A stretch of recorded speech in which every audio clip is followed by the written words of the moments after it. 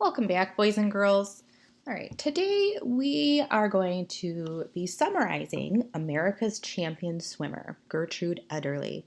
Now, you should have read the story in class and you should be well familiar with it. If you have not yet, for any reason, please stop and go read this wonderful America's champion swimmer, Gertrude Ederle story. She is a remarkable person and very interesting.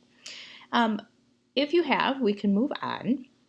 This is going to be a two-part assignment. So you will notice on day one, we are going to fill in a graphic organizer.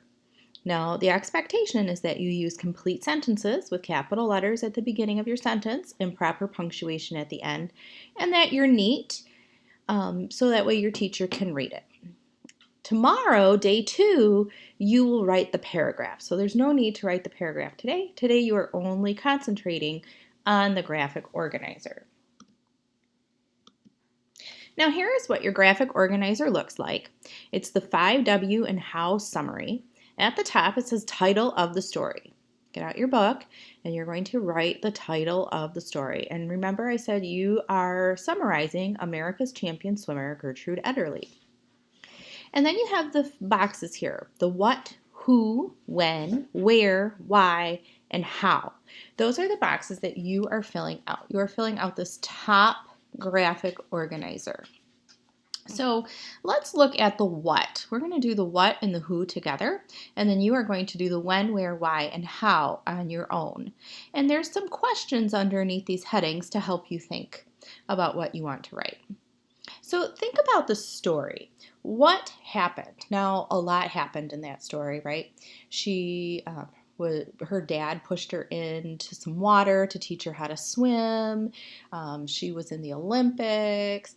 A lot happened in the story. But the big main idea that happened was that she swam across the English Channel. And so that's what we want. We want the big idea here. And so I am going to write, Gertrude Ederle was the first woman to swim across the English Channel, beating the records of men. Okay, now I added that she was the first woman and she beat the records of men because that was an important part of the story. Remember, women did not do that back then. And now let's look at the who. Well, obviously Gertrude Ederle, I even mentioned her in the what. And there were lots of people in the story. We had reporters, we had people who met her on the banks, the dad, her family. But I want you to think through the story, who are the main characters?